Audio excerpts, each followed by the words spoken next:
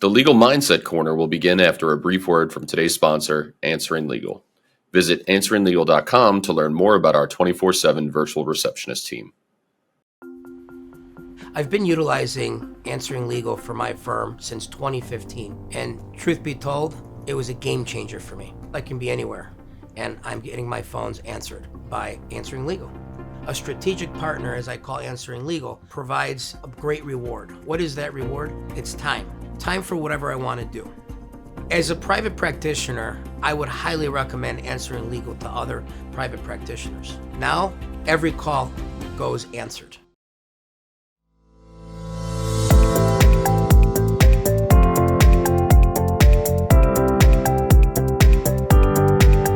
Well, welcome back to the Legal Mindset Corner, sponsored by our friends at Answering Legal. My co-host, Becky Howlett, and I, Cynthia Sharp, are devoted to exploring a wide range of topics that impact lawyer well-being. Now, that includes mindfulness, work-life integration, digital communication, resilience, healthy communication, and more. Well, today, we are privileged to have with us Michael Kennedy, Bar Counsel for the state of Vermont. And thank you so much, Michael, for taking the time out today to meet with us and have a little chat about attorney ethics and well-being.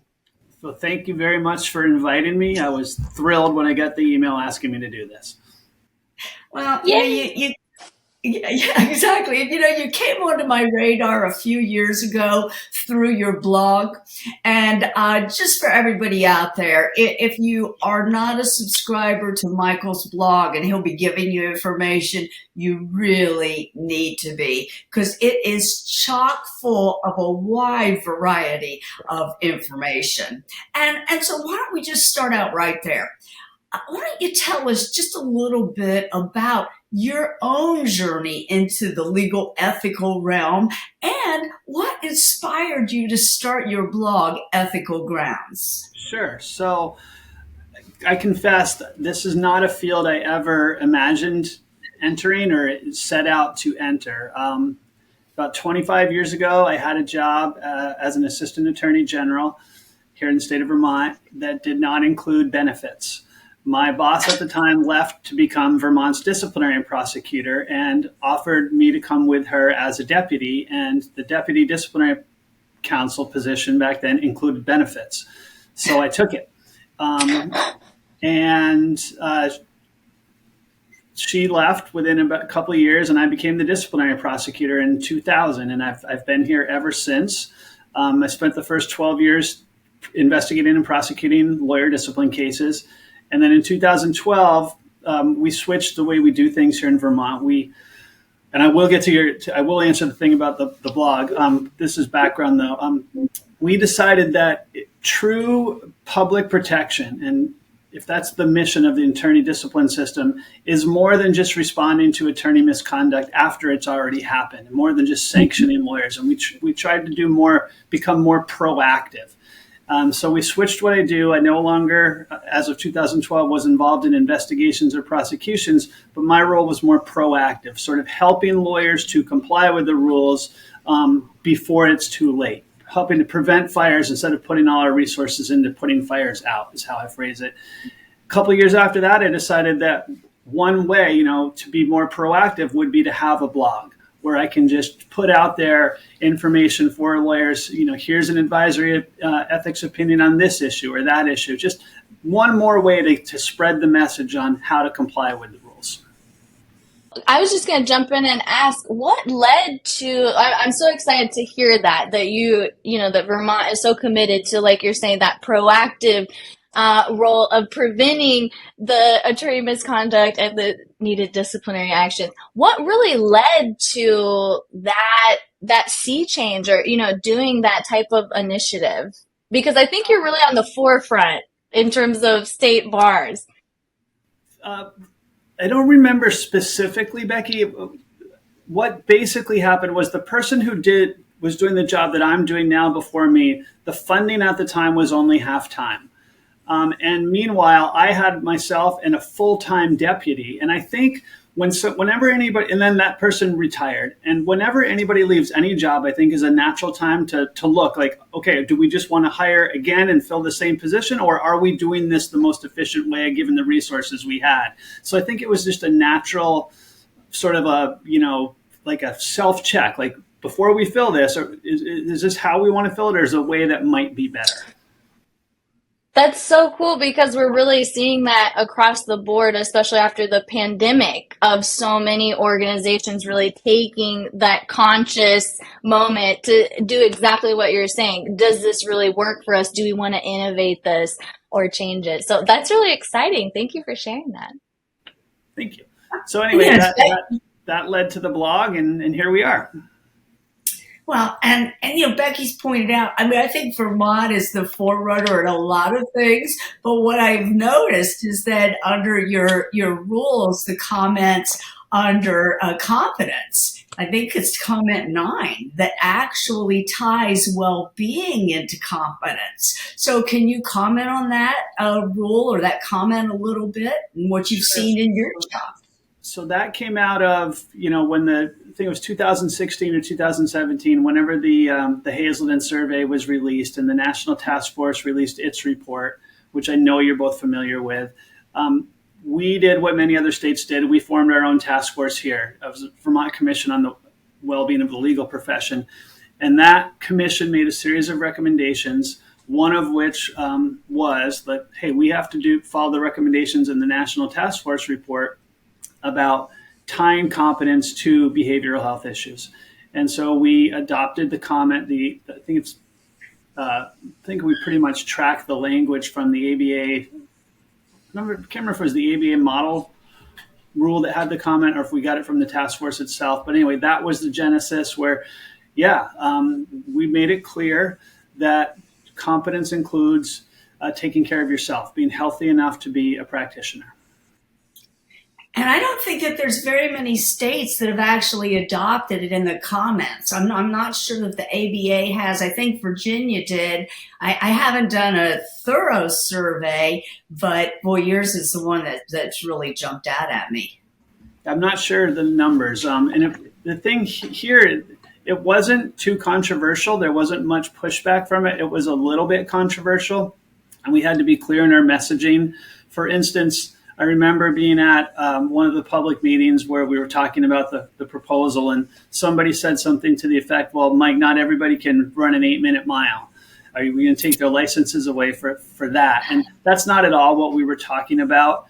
But it wasn't controversial at the time. It hasn't proven controversial. And in fact, I think it's given us a wedge, if you will, to really to have this larger discussion within the profession about behavioral health issues and the impact that they have on the people within the profession. When you can tie it to legal ethics and sort of the licensing aspect of things, it does give you a podium, a stage to talk about issues that maybe wouldn't be as discussed without that tie-in.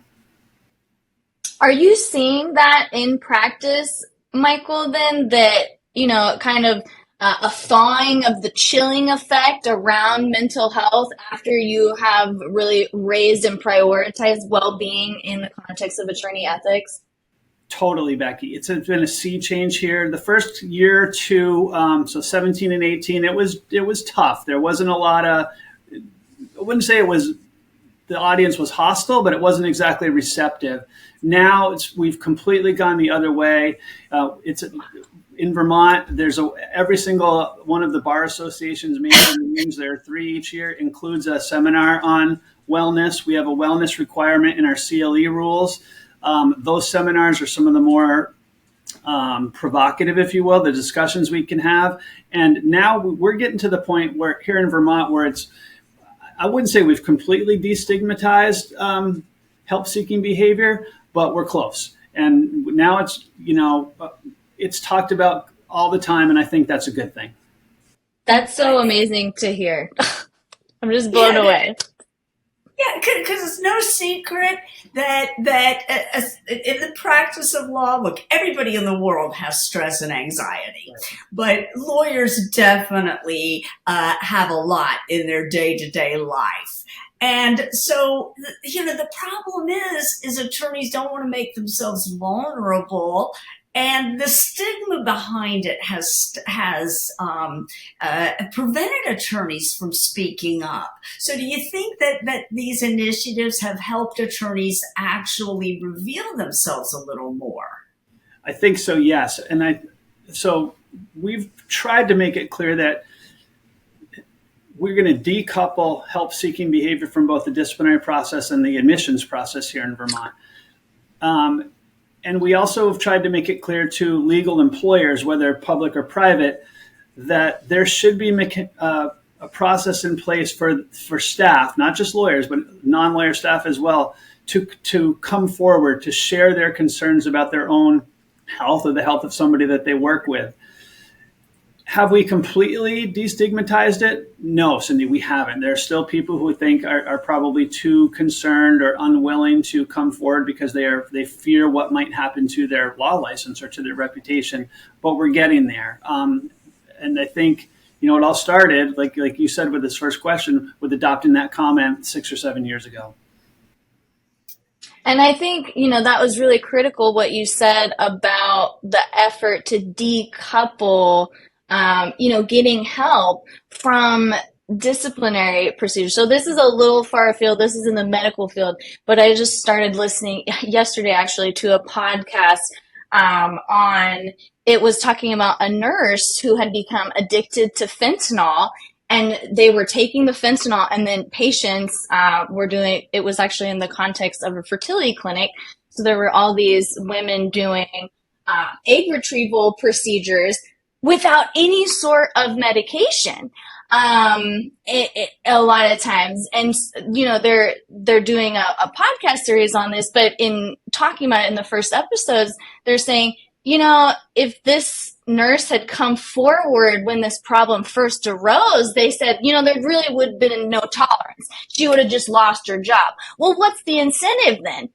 For her to actually get help and in the beginning. And so I think that's so critical what you're saying about, hey, we really need to look at this from a practical perspective. If we punish people for getting help, they're not going to come forward, and it's going to lead to more problems down the road, especially for our clients. 100% agree on that, Becky. And that when you talk about the move we made in 2012 to be more proactive, it certainly isn't controversial to help lawyers not recognize conflicts of interest or help lawyers how to be better at maintaining their trust accounts. Why on earth then wouldn't we do the same with this issue? Yes. And as we know, with the well-being issue, that's going to, attorneys who mess up with their trust accounts, often it's just the not paying attention, being overwhelmed. It's not because they're bad people. Exactly. It's just it became too much. Right. As I was looking at your blog this morning, one of the posts that I really enjoyed, and you've carried this theme throughout, is having various days for example, themes for each day. So for example, I think that your Monday theme, stay strong.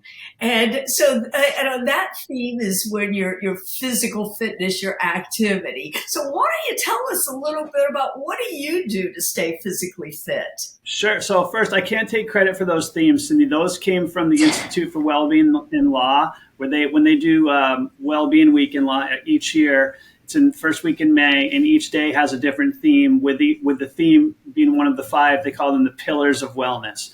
But yeah, Monday of that week each year is Stay Strong, which talks about the importance of physical well-being. I'm a runner. So I just finished a marathon a couple weeks ago. I love to run, and I find that is really my outlet when I'm not at work. I don't have my phone with me. I can sort of be kind of zen sounding in a way. That's what I like to do. But I recognize that running's not for everybody, but there's got to be something, and there's plenty of material out there that you find, I think, that helps you improve your physical well-being as when we start talking about taking care of our overall well-being. And that could be as simple as, are you getting enough sleep? Do you make sure to stand up and walk around every now and then during the day, or are you sitting down all day long? Things like that. So yeah, I think it's super important, and I love to run, but I also have to stress to people that I'm not asking, when I talk about these things, I'm not asking you to run a marathon. I'm not asking you to complete the Tour de France. I'm not asking you to climb the highest mountain in every single state. Just be aware that your physical well-being, your physical health is an aspect of your overall well-being. Absolutely. I just saw this morning that a study that said sleep is just as important as physical activity. And I know that many attorneys are very derelict on their sleep cycles. I think you're exactly right. And that goes back to some of the stress and anxiety in the profession when you're at work until a late hour and you think that there's no other answer than to stay that late and then get up super early and get right back to it. That certainly, that doesn't help our overall physical health.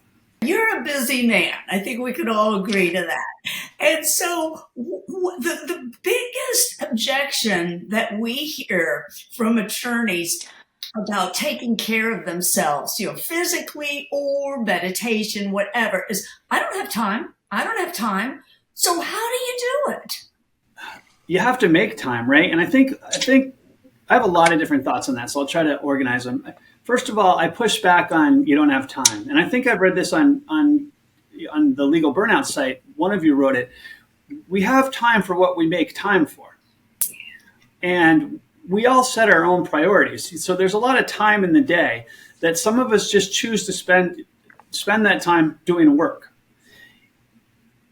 I understand that the people are busy and they want to do work.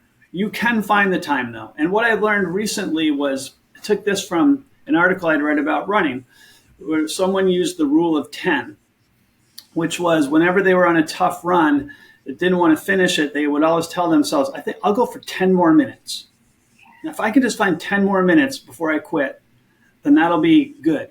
And I sort of adopted that. And the whole point was something that can seem like a huge task. If you break it down into like a bite size, like a little morsel, it's much easier to accomplish. And so I applied that to wellness and to the lawyers who say, Mike, this is good stuff, but I don't have time. I'm too busy with my clients and their caseload, whatever. Can you find 10 minutes, though? I think you can. There's probably 10 minutes during the day. And you know what? I think maybe it doesn't even have to be 10 minutes. I think some of the breathing exercises that you all have talked about in your blog I think Becky has one where it's 1 minute. I guarantee you, lawyers, you can find 1 minute during the day. 1 minute. And then, hey, if after a year it's still a minute a day, great. But odds are it will not be a minute. It will have increased over time. And I think the reason you have to do that is, the stats tell us, like, you're putting yourself at risk if you don't find that minute or that 2 minutes or that 10 minutes, because over time, not making that 1 or 2 minutes per day is going to catch up with you. And that's when we start talking, we're moving from stress and anxiety to burnout and leaving the profession. So I think you can find the time, is what I tell lawyers. You just have to find it. You're tricking yourself if you say, yeah, I can't find it. And then if you don't find it, you're really not taking care of yourself. It's going to pay off in the end. And as we think about it, it is about us, it is about the lawyers, because we're important. But when you get right down to it, the mission is the clients. Right. And if we're not putting on our own oxygen mask first, it's the clients that suffer. Exactly. And we can't. No, I completely agree with that philosophy that I can't take care of my clients' problems unless I'm as prepared as I am to take care of them. So I had to prepare myself. What do I have to do to get myself to the point where I can be effective for somebody else?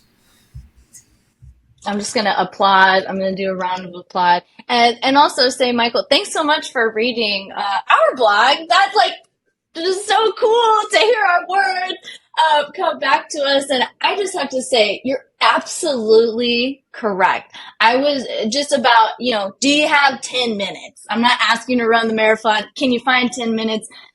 We were just updating one of our programs, and I was reading yesterday that there was a study done by National Institute of Health. They actually looked at, it was so interesting to what we've done, because they were looking at, okay, they had participants do a virtual, meditation program. It was 10 minutes a day, 5 days a week for a month.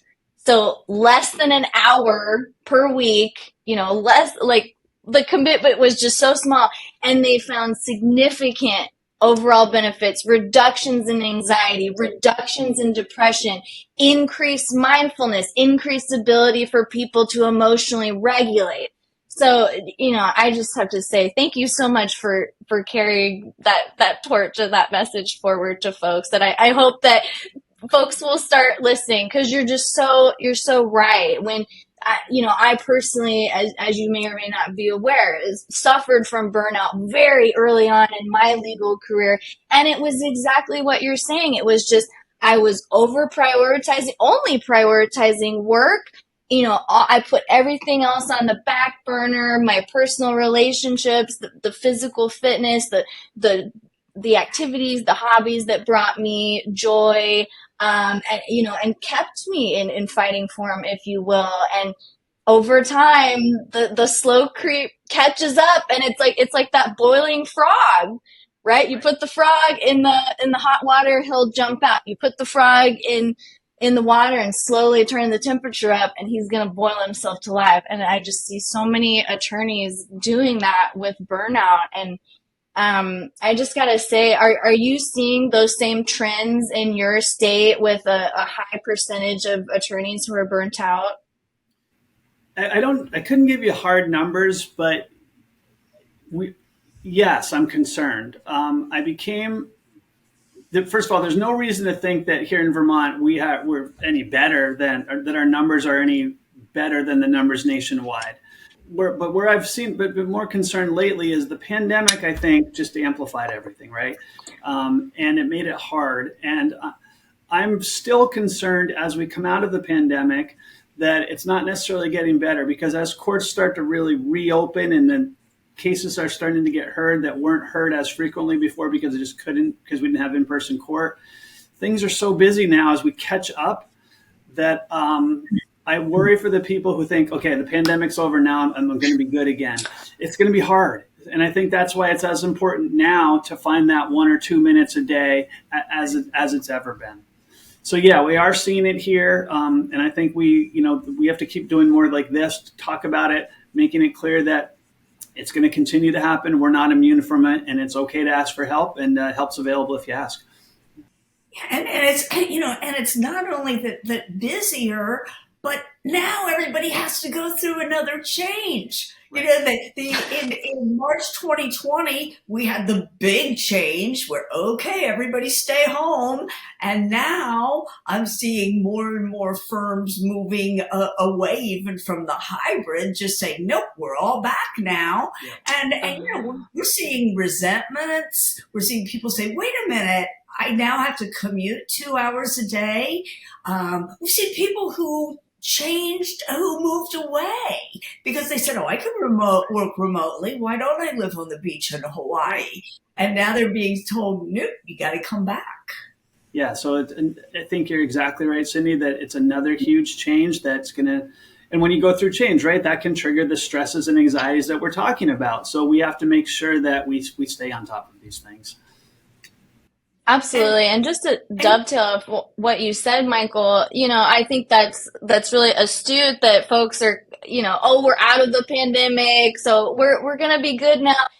And we're actually finding that the stats as to mental health, for example, amongst lawyers are getting progressively worse. And not only that, but markedly worse. Cindy had just found a study that it was in a year's time, from 2001 to 2022, there was a more than 30% increase amongst attorneys for anxiety, which just blew us away. So, I think that's really spot on. And also just to point out that, the pandemic it was a very, not only stressful, I'm gonna use the word traumatic. It was a traumatic time for so many of us. We went through this collective trauma, and it's like, now I'm seeing a lot of folks who they have that unresolved trauma, and on top of being burnt out, on top of the stress of returning to, practice in these different ways. So it's just almost like a perfect storm at this point. It's kind of like a piling on. Right. And the numbers weren't great even before the pandemic. So it's not like we're going back to a perfect world.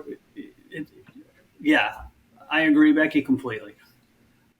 So how does these attorney well-being issues, how do these translate into ethical issues? So what kinds of cases do you see where there's that interrelationship?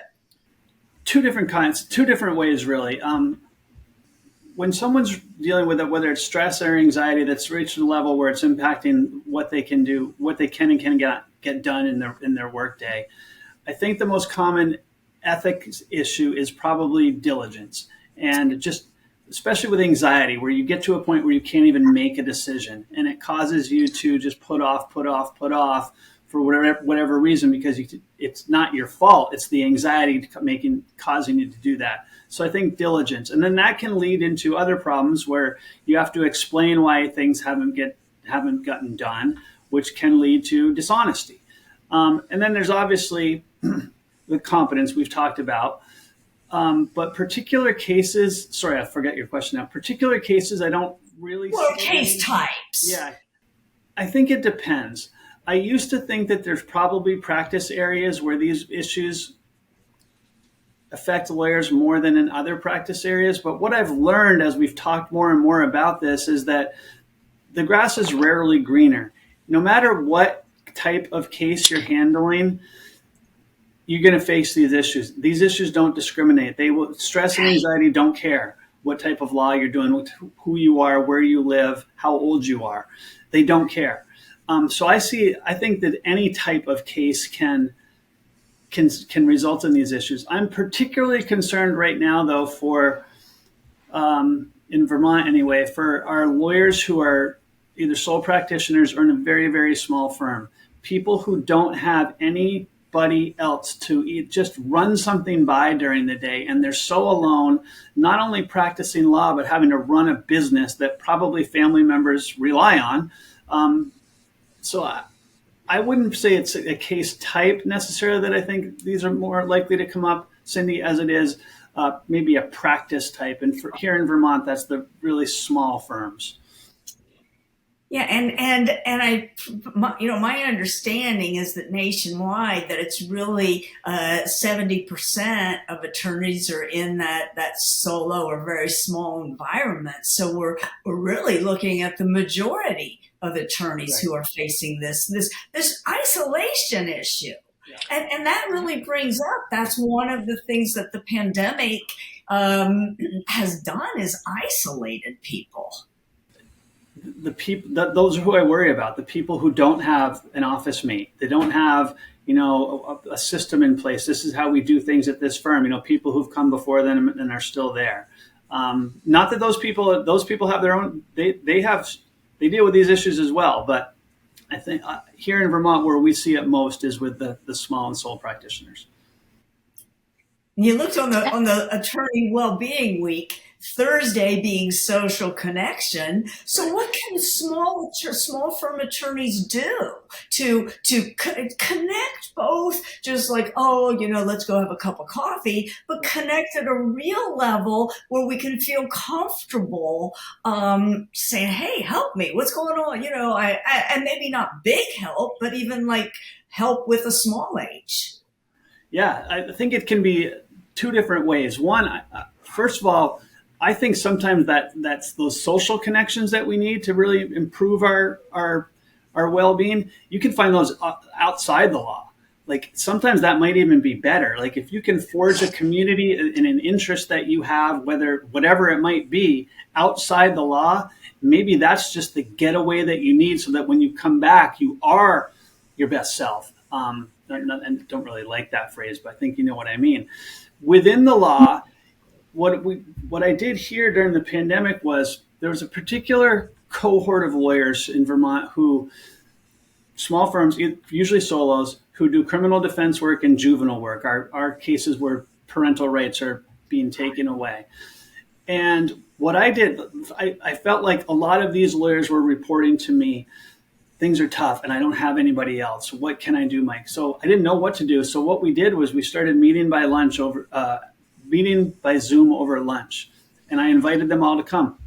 And I treated it like it was an ethics inquiry of Bar Counsel, which means it's confidential. So I can't tell anybody. And I can't then report to the disciplinary people anything that might be revealed. Invited, I think the first time around 9 or 10 lawyers. It grew over time. Did anybody really forge social connections out of it? I don't know. But I think one thing that helps in these areas, and I consider it to fall under that rubric of, social well-being, is it helped to hear that other people are going through the exact same things that you're going through, that you're not alone. And I think there's social, I think in a way that's social, right? To know that, hey, wait, I'm not the only one dealing with this. So are other people. And that had value. So I think that one thing you can do within the profession, whether it's a county bar association, just informally with other people in your geographic area, if you can just get together, and even if it's just to vent about how tough things are, sometimes there's even value in that. Just being able to say it out loud. So I think it's, sometimes I don't want to be, there's people who I don't want to do things with other lawyers. That's fine. They can find things outside the law that drives them socially to be connected with others. But there's also ways within the law too. That reminds me, so during the pandemic, we actually had a virtual online meditation community and did the same thing. We met via Zoom and it was so amazing. We had attorneys from all over the United States and Canada coming, and that really, it was really this anchor through those pandemic times, and not just of, coming together to practice mindfulness, but of the social connection, like you're saying. And I just gotta say that, this just thrills me to hear what you're saying about the effects of just hearing somebody else's story. And perhaps because we do these CLEs, and oftentimes, audience members don't want to openly share. But I think when we're being open and transparent and honest about what we've been through, and we have seen it, we've seen folks who will share their own stories and come out, even in the context of this podcast. That was so cool, because one of our contacts at Answering Legal, Cindy, shared about her sobriety journey. And then our friend Nick, opened up about his own journey, and now he's become a local resource for people in his community. And so, I don't know, this is just so cool, because I just see how we can really change the world by changing one little person at a time, and then they're going to have the ripple out effects in their life. I love that image right there, Becky. So sometimes I think the profession, we get so caught up and we have to find one. We'll find the cure. It's gonna be, you know what? That's great. I love that people are at least thinking about it. But sometimes it's just finding that one little thing that nobody else might notice, but makes a difference to somebody that day, that helps them get through that day, and then we spread from there. Right? Because you may never know. You may never know that impact. And I just want to say, because that is, not to take this really, high vibe conversation into a low vibe area, but I mean, that is one of the reasons we started this initiative, because we don't want people to feel alone. And lawyer suicide is just at epidemic rates right now.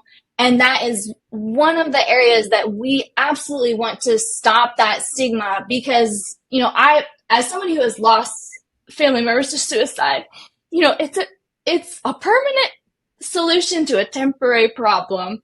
And I just don't want anyone, like you said, you get in that state and you can't make decisions, right? And that, you're making a permanent decision on this. So Anyway, I'm getting emotional, but I really hope, and I do feel that the work that you're doing, that we're doing, all of these advocates within the legal profession, I know that we're making a difference. And if we just can get one person to seek that support, like, it's all been worthwhile. Completely agree. So have you heard of the starfish story? I'm sure you've heard this No. parable. I use it all. Oh, Becky hasn't. So can I say it? Yeah, please. I use this all the time, Becky, to your exact point. And it's a story of there's a child on the beach and thousands of starfish have washed ashore. And the child is taking them one at a time and putting them back in the water. And there's an old man who comes along and it's getting late and there's a storm coming. And the old man says, "What are you doing?" And the child says, "I'm putting the starfish back in the water." The old man says, "It's getting late. There's a storm coming. There's thousands of starfish. You're never going to make a difference." And the child reaches down, picks up one starfish and puts it back in the water and says, "I made a difference to that one." And that's what we're talking about. And the more ones we can make a difference to, even I think starting one at a time is exactly where we need to start. And then it just goes from there. And and in starting one at a time, then we can always in addition encourage the accountability, Right. in the accountability in changing habits. And we can do that as groups or encourage folks to get accountability partners. Because it's all too easy that we get these great, like, all right, this is, I'm going to meditate every day. I'm going to take a walk every day. And 4 days later, you forget the goal. Right. But if you have somebody you're working with, and I don't mean even working with, but just as an informal accountability partner, it makes it a lot more fun, and the success rate's going to be higher. I agree. And that's why I think it's so important to encourage that the bar and, whether it's law firms, the Bar Association, courts, encourage those types of behaviors so that more people will say, "Hey, wait a minute. They say it seems to be working for them. Maybe I should try something," whether it's that or my own thing. So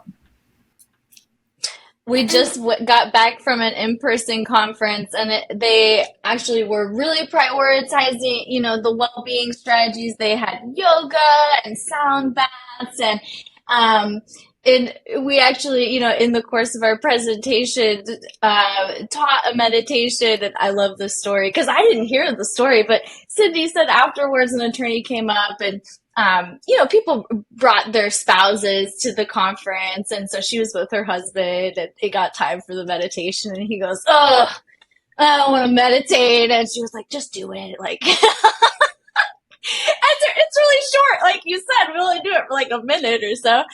And then afterwards, he turned to her and he said, "I do feel better." But just to your point, we really, because when I first started my meditation teacher journey, I was volunteering at my local alma mater, KU Law. And, I had a small cohort of dedicated students, but you know what? I never had a professor come. And I rarely ever had staff come. And I know that the students saw that and they took note of that. When your leaders aren't buying in, but are, giving something lip service, but then aren't doing it themselves, like you're not gonna do that. So I think it's so important that, our leaders like yourself, in this position within the state bar, like, it's so critical that we really walk the walk. And like you said, then people are going to be like, "Oh, what is he doing? He seems so happy and adjusted. Maybe I need to start running." No, definitely not running. That's not for me. I'm a biker. And that's it. Everybody has their own deal.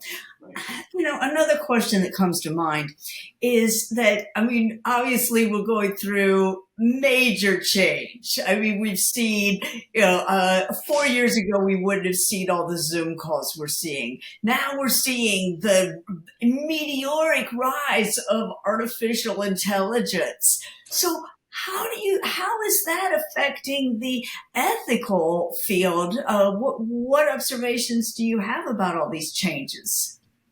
Several. So first of all, congratulations. You have the first ChatGPT certified CLE. Is that right? Is that what I saw on your? We did. That's We were. awesome. We think we were among the first. May 11th. And truly trailblazers too, because I think it came out before, the latest story of the fake citations really dominated the news, and that's what everybody thinks about. So It did. congratulations on that. Good work. Thank you. To me, so first of all, I always try to tell people technology in and of itself doesn't present any ethics issues. Like, technology is not necessarily unethical or going to make people do unethical things.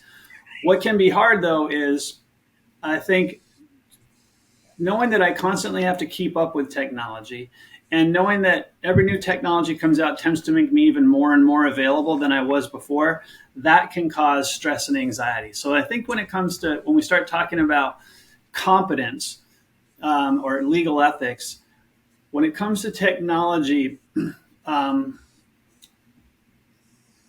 concerned that some of the changes are so rapid and so great that it's going to make people say, you know what, I can't do this anymore, so I'm just going to leave. So whatever we can do to support people with developments in technology, and I think bar associations can do a better job at that, help people adapt to new technology instead of just foisting them upon people. And saying this is how we do things now, we'd be better off.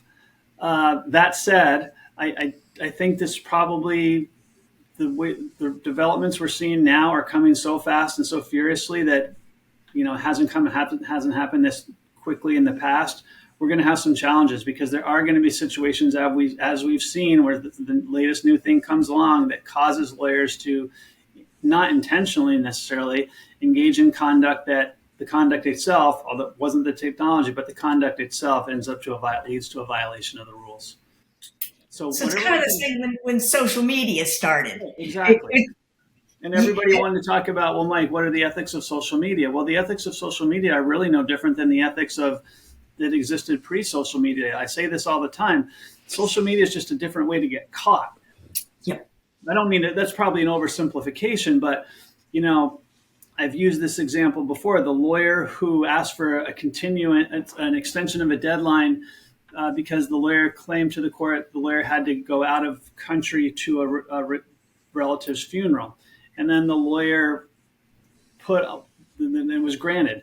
And the lawyer didn't have a deceased relative, didn't have a funeral to go to, wanted to go on vacation, then put pictures of vacation on Instagram. It wasn't Instagram that caused the lawyer to get in trouble. It was lying to the court in the first place. Instagram made it more likely that the lawyer was going to get caught, but the misconduct was a problem before that.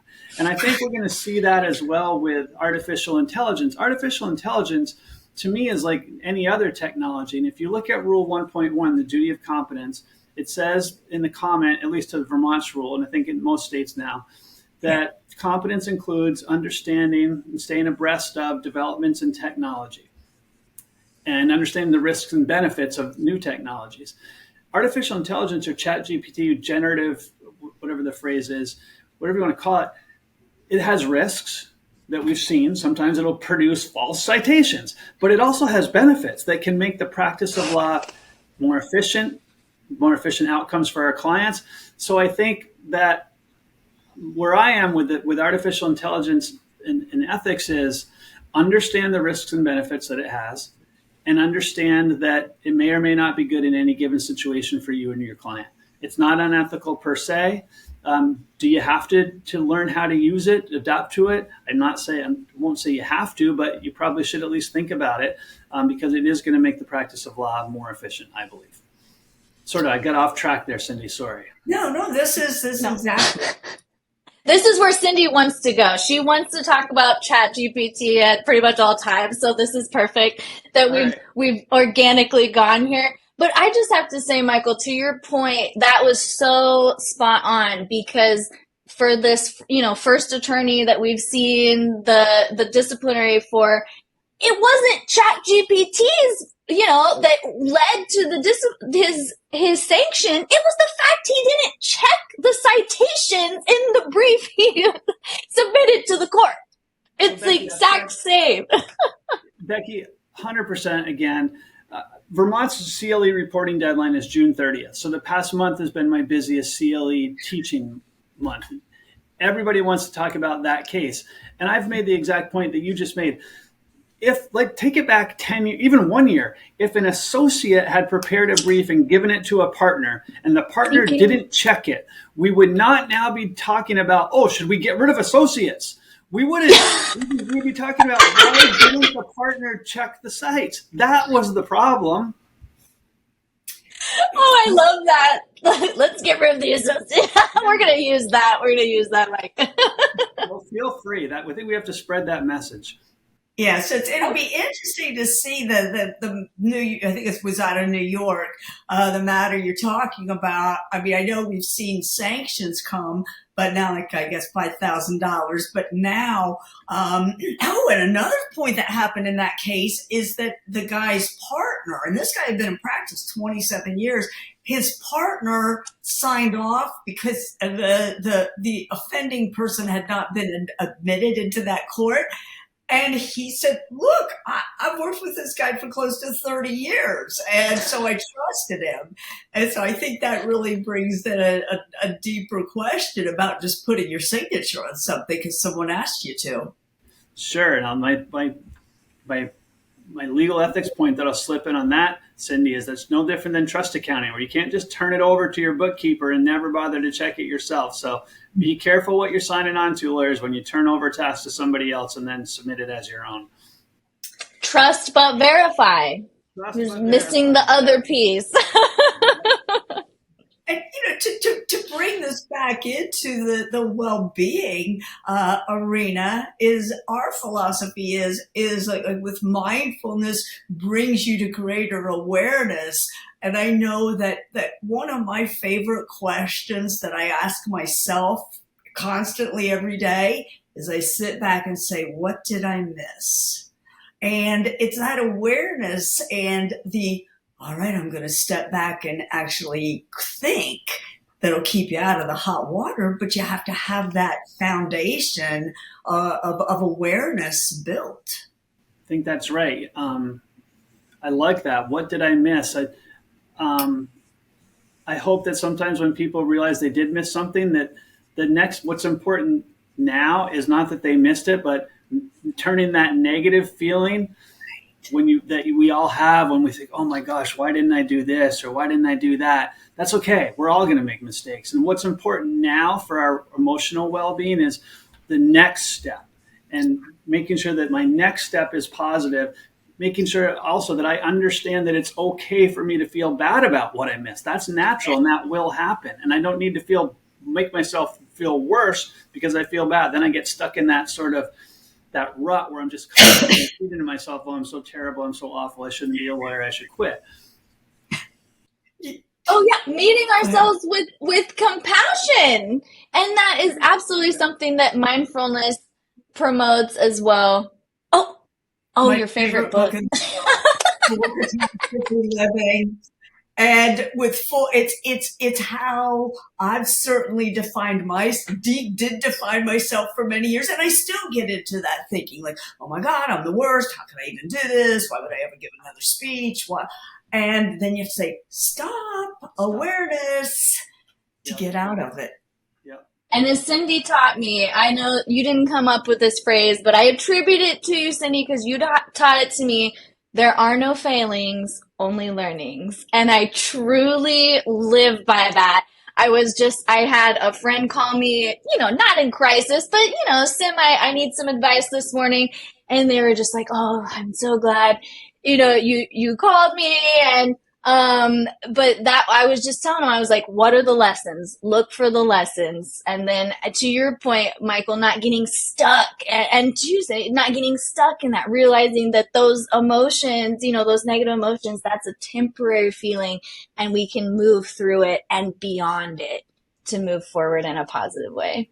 Yeah. And I think it's great that you both focus on those, because what they'll tell you, like the social scientists, I guess, is that the more able you are to do that, to focus on what comes next, what do I have to do now?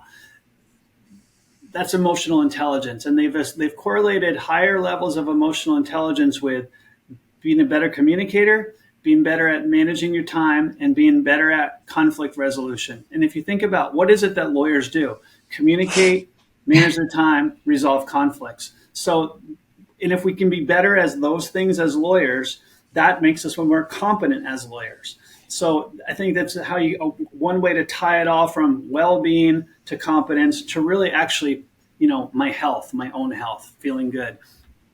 You're such a kindred spirit. I just see you are thinking in the same ways we do, seeing these interconnections and how it all ties in together. Thanks so much for having a convo with us. It's been great getting to know you, Michael. Thank you for having me. I really appreciated it. Well, before we wrap up, Michael, do you have any takeaways that you want to share with our listeners, or I guess viewers?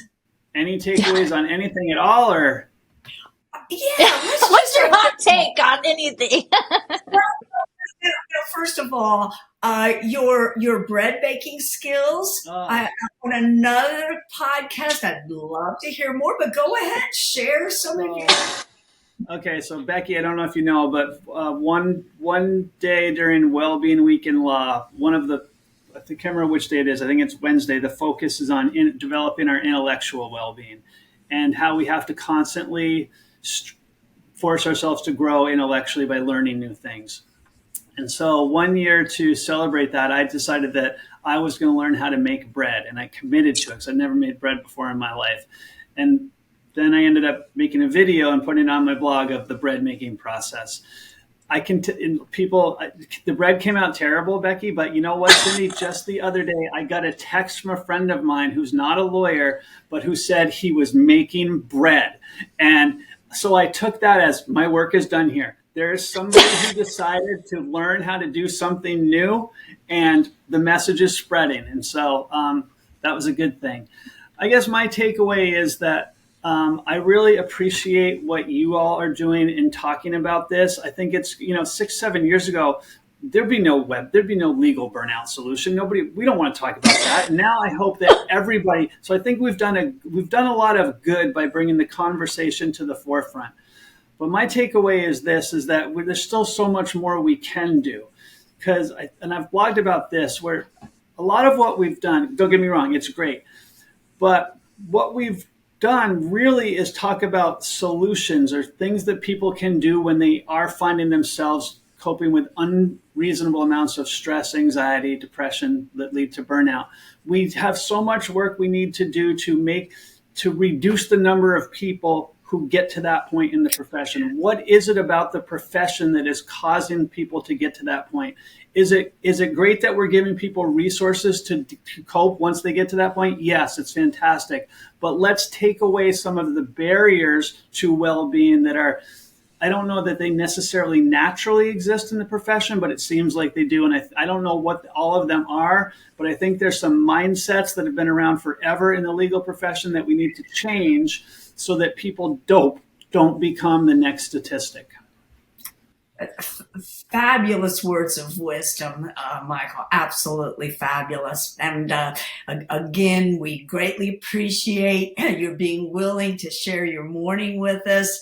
And to all of our viewers, if you haven't had a chance to explore the services offered by our friends at Answering Legal, today is the time. And while you're at it, why don't you check out the information that Becky and I offer on our website, the Legal Burnout, or www.legalburnout.com. And also check out Michael's blog. And what's the name of that blog again, Michael? It's vtbarcounsel.wordpress.com, Ethical Grounds. Perfect. Be sure to check in. And this is Becky Howlett and Cindy Sharp, your co-hosts. And until we meet again, just breathe. Breathe.